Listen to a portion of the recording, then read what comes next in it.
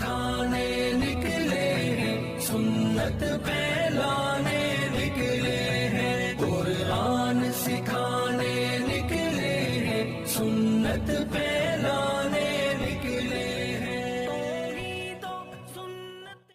اعوذ باللہ من الشیطان الرجیم، بسم اللہ الرحمن الرحیم۔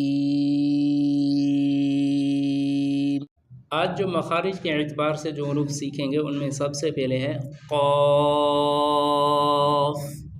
موٹائی کے ساتھ۔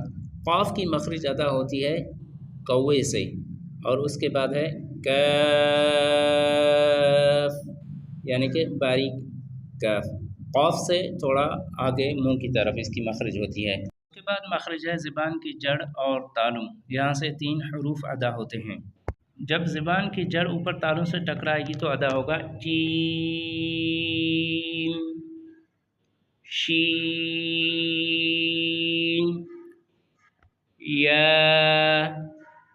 ان تینوں حروف کی ایک ہی مخرج ہے۔ سبق تک دیجیے اجازت، ہمارے فیس بک پیج اور یوٹیوب چینل کو ضرور فالو کیجیے۔ اللہ حافظ۔